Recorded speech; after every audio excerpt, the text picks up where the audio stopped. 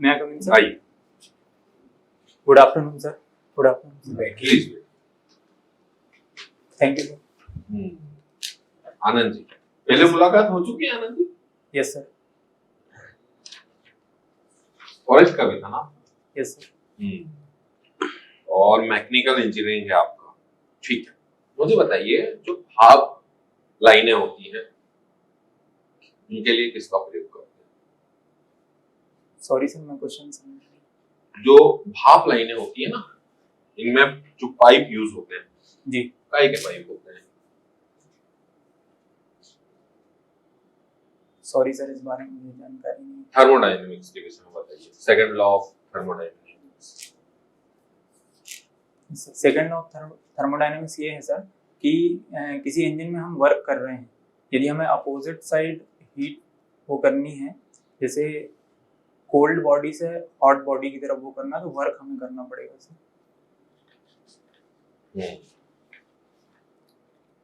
ठीक है, cold body से हॉट बॉडी की तरफ या हॉट बॉडी से कोल्ड बॉडी की तरफ? सेकंड की बात कर रहा हूँ सर। अपोजिट साइड वर्क कर रहे हैं तो। ग्रीनफील्ड प्रोजेक्ट से क्या समझते हैं आप?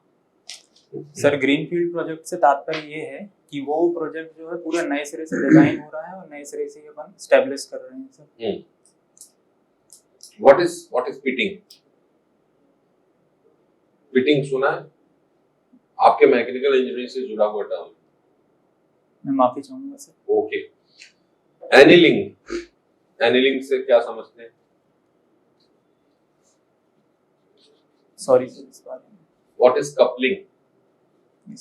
कपलिंग सर दो शाफ्ट को जोड़ने के लिए यूज होता है, और जैसे कि हमें एनर्जी ट्रांसफर करना है, पावर ट्रांसफर करना है कहीं, तो जनरली इसके लिए यूज होता है सर कपलिंग। ठीक है, आप मंडला के हैं। मुझे ये बताइए कि ट्राइब्स इसके डेवलपमेंट में क्या कंट्रीब्यूट कर सकती है? Yes sir. सबसे पहला तो सर ग्राउंड लेवल का जो एग्जांपल दूं कि अभी जो मोटे अनाज को लेके मिलेट ईयर चल रहा है, तो ट्राइब्स जो है सर मोटे अनाज का उत्पादन पारंपरिक स्तर से करती रही हैं, तो इसमें ये योगदान दे सकती हैं सर। और दूसरा सर जो वनों के संरक्षण में या वन उत्पाद में जो है अपना योगदान डेवलपमेंट अगर हम देखें कि थोड़ा आर्थिक विकास की बात कर रहे हैं, जी सर, उसमें क्या हो सकता है? सर तो उनके ट्रेडिशनल नॉलेज का यूज हम कर सकते हैं कमर्शियल स्तर पर सर, पर उसमें ये ध्यान रखना होगा सर कि उनके ट्रेडिशनल नॉलेज का यूज हम कर रहे हैं तो उसका बेनिफिट जो है उनको भी मिले सर। जैसे आप देखो कि हस्तशिल्प जो है गवर्नमेंट इसको बड़ा प्रमोट कर रही है ना, और जनजाति जैसे बांस से बने प्रोडक्ट हैं, कई प्रोडक्ट्स जो ट्राइब्स में बनते हैं, जिनकी नक्काशी हम कह सकते हैं कि बड़ी सुंदर रहती है, फॉरेन में डिमांड है इनकी। जी सर, है ना, और इनको हम प्रमोट कर सकते हैं। इस तरीके के कुछ आइडियाज आप लाइए। ठीक है, बहुत बढ़िया, थैंक यू सर। मंडला में क्या है? नेशनल पार्क अभयारण्य क्या है? सर कान्हा नेशनल पार्क है। किस सन में स्थापित हुआ? सर ये 1933 में वाइल्ड लाइफ सेंचुरी बन गया था और 1995 में इसको नेशनल पार्क का दर्जा दे दिया सर। कौन कौन से जीव जंतु हैं वहाँ? सर सबसे प्रमुख बात करूं तो बारहसिंगा है जो वहाँ की शान है, फिर इसमें बाघ, चीतल, मोर, सांभर और विभिन्न प्रकार के पक्षी भी पाए जाते हैं। राष्ट्रीय पार्क और अभयारण्य में क्या अंतर होता है? सर दोनों में जो है प्रोटेक्शन को लेके अंतर होता है और इनकी जो स्थापना है अलग अलग उद्देश्य के लिए की जाती है। सर वाइल्ड लाइफ सेंचुरी की जो स्थापना है वो वहाँ के विशेष प्रजाति के संरक्षण के लिए की जाती है, और नेशनल पार्क में सर पूरे एरिया को प्रोटेक्शन दिया जाता है। और वाइल्ड लाइफ सेंचुरी में कुछ मानव गतिविधियों की अनुमति होती है और नेशनल पार्क में सर पूर्णतः प्रतिबंधित होता है। मंडला किस जाति की बहुलता है वहाँ? सर गौंड जनजाति। गौंड। कौन सा प्रमुख नृत्य है गौंड जाति का? सर कर्मा और शैला। कर्मा किस मौके पर किया जाता है? सर कर्मा जनरली जो है फसल कटाई के बाद किया जाता है। और शैला?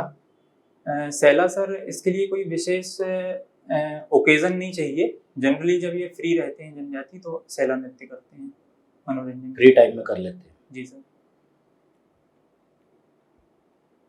मंडला यहाँ के प्रमुख दो प्रसिद्ध व्यक्तियों के नाम बताइए।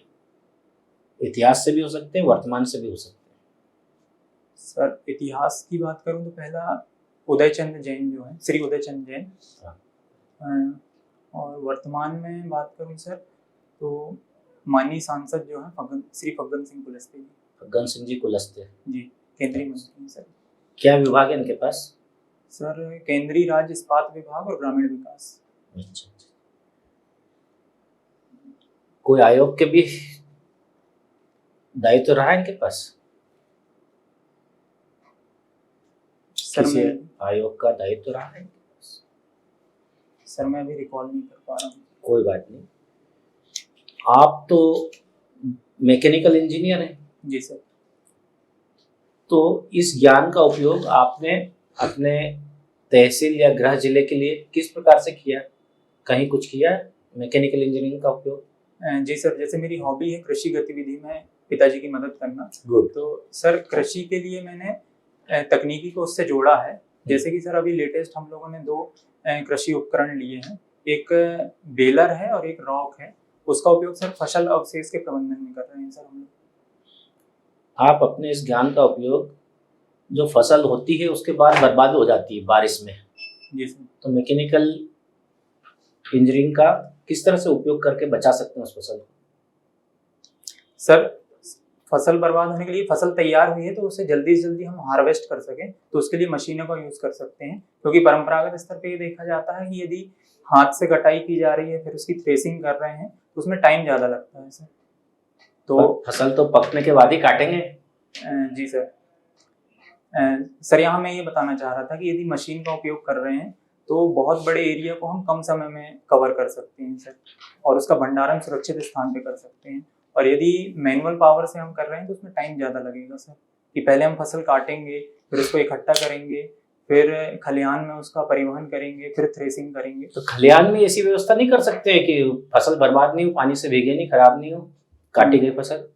ये सर उसके लिए हमें सेट बनाना पड़ेगा सर। है ना? जी सर। ये कोई नहीं करता किसान। इतना भंडारण की व्यवस्था नहीं भारत में जितना उत्पादन होता है। जी सर। वेयर हाउस नहीं इतने अपने कि गोदाम नहीं उसमें रख सकें अपन, नष्ट ज्यादा होता है ना। जी सर। और आपकी हॉबी भी है यही कि पापा को मदद करना कृषि कार्यों में, जी है सर। ना? किस तरह से मदद करते हैं आप? किन किन कार्यों में मदद कर देते हैं? सर वैसे तो मैं सभी कार्यों में मदद करता हूं, पर मेरा विशेष योगदान तकनीकी को लेके या फिर नए खाद या बीज कुछ आ रहे हैं तो उसकी जानकारी उनको देना होता है।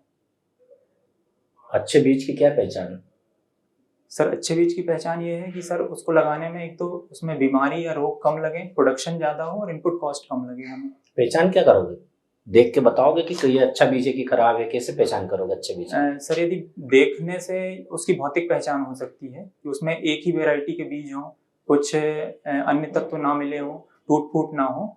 और सर ऐसे जानकारी तो हमें वो बीज उत्पादन जो कंपनी है उसके वो जो जानकारी देती है सर उससे हमें लेना पड़ेगा। अच्छा।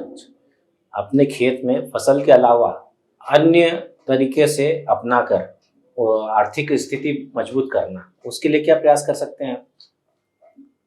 सर इसके लिए ये है कि जो मेड़ पे पेड़ की योजना जो चल रही है और उसमें हम सर वृक्षारोपण को भी शामिल कर सकते हैं। कौन से वृक्ष लगाओगे? वृक्षारोपण कर दोगे तो क्या फायदा होगा उससे? सर जैसे एक पंजाब का एग्जाम्पल है, वहाँ पे किसानों ने जो है पॉपुलर ट्री लगाना स्टार्ट किया है। तो पॉपुलर ट्री लगाते हैं और बीच वाले एरिया में वो फसल भी लेते हैं। तो एक तो वो जल्दी ग्रो करता है और उसकी डिमांड सर पेपर इंडस्ट्री और माचिस उद्योग में है सर। अच्छा, आप फल वाले पौधे नहीं लगा सकते वहाँ? जी सर लगा सकते हैं। है ना? तो एक्स्ट्रा इनकम हो जाएगी, क्योंकि उस जमीन का उपयोग तो होता नहीं कभी भी जीवन में। जी सर। मेड़ की जमीन उपयोग नहीं होती सर। और कौन से नवीन उपकरण टेक्नोलॉजी वाले आपने उपयोग किए मैकेनिकल इंजीनियरिंग के हिसाब से?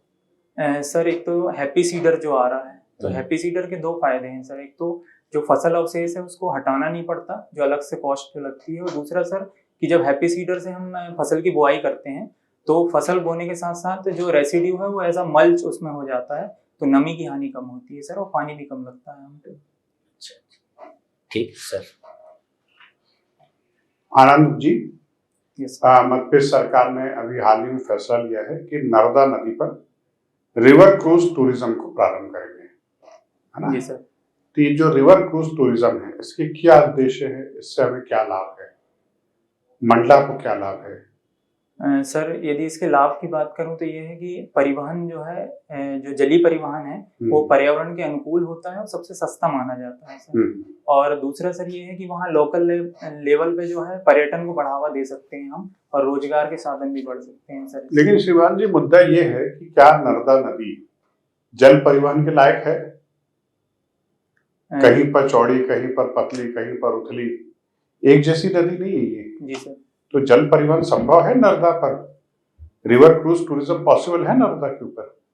सर जहाँ तक मेरी जानकारी है इस बारे में हमें आगे उसमें रिसर्च या स्टडी करने की। आप बताइए ना, आप तो उसी क्षेत्र के रहने वाले हैं, नर्मदा किनारे, नर्मदा पुत्र हैं आप। जी सर। सर यदि मेरे एरिया की बात करूं तो यदि हम मंडला से जबलपुर तक जाएंगे तो एक काफी एरिया हमें सम मिल जाएगा कि जहाँ पे नर्मदा रिवर पे क्रूज चल सकता है, पर कुछ कुछ एरिया ऐसे रहेंगे कि जहाँ हमें उसमें कुछ डेवलपमेंटल या फिर कुछ चेंजेस करने पड़ेंगे सर।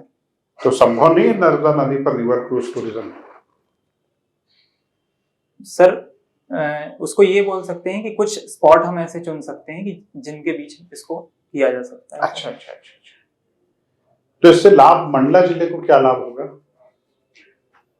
सर मंडला जिले की लाभ की बात करूं तो मंडला की जो लोकल ट्राइबल कल्चर है सर उसको एज अ टूरिस्ट उस पर हम बढ़ा सकते हैं कि लोग आएंगे और क्रूज की वजह से जो है एक आकर्षण का केंद्र रहेगा वो। और नर्मदा रिवर की वजह से लोग आते ही हैं जो धार्मिक यात्री हैं, तो उससे फायदा होगा सर। इससे इकोनॉमिक डेवलपमेंट भी होगा, वहाँ लोकल लेवल पर रोजगार भी। अच्छा, आप कृषि गतिविधि में पिताजी की मदद करते हैं ना? जी सर। और क्या मुख्य फसल होती है आपके खेत में?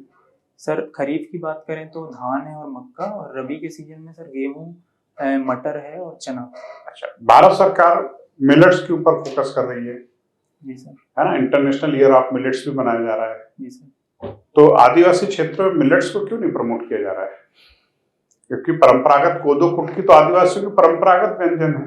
जी सर। अनाज है ना, इनको प्रमोट करें, ज्यादा बेटर होगा। जी सर, इस ओर सरकार काम कर रही है। जैसे क्या काम कर रही है? हाल ही में जो है एमपी गवर्नमेंट ने जो है परंपरागत मिलेट उत्पादन के लिए एक योजना शुरू करी है। उसमें 80% जो है तकनीकी और आर्थिक सहायता दी जा रही है, बीज दिए जाएंगे उसमें और प्रशिक्षण भी दिया जाएगा सर।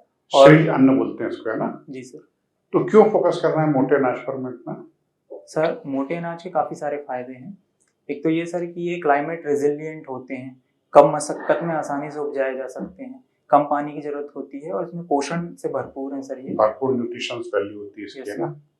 कोदो कुटकी के बारे में बताएं, आपके क्षेत्र की महत्वपूर्ण उत्पाद है ये। सर ये दोनों खरीफ की फसल है और कोदो और कुटकी का उपयोग जो है खाने में खीर बना के यूज करते हैं। और फसल की बात करूं सर तो कोदो जो है थोड़ा सा उसका जो बीज है डार्क कलर का होगा, कुटकी थोड़ा लाइट कलर की रहती है सर। गोंड पेंटिंग को जीआई टैग दिया गया है ना? Yes sir. क्या विशेषता है गोंड पेंटिंग की? सर गोंड पेंटिंग की विशेषता ये है कि जो उसका थीम जो रहता है सर वो प्रकृति से या फिर जनजाति जो उनके देवी देवता हैं उससे संबंधित होता है और रेखीय निरूपण होता है सर इसमें, कि जिससे वो चित्र जो है चलायमान प्रतीत होते हैं। इसके कुछ कलाकारों ने राष्ट्रीय स्तर पर काफी नाम कमाया है। जी सर। गोंड पेंटिंग के जी, उनको पद्मश्री भी मिला शायद, है ना? जी सर। हैं कुछ ऐसे कलाकार? Yes sir. श्रीमती दुर्गाबाई व्याम है जिनको पिछले साल पद्मश्री मिला है, और भज्जू सिंह श्याम है, धनगढ़ श्याम भी है, और एक जोधैया बाई बैगा भी हैं। जी सर, है ना सर? वो बैगा पेंटिंग करती है। बैगा पेंटिंग करती है। चलिए ठीक है, थैंक यू।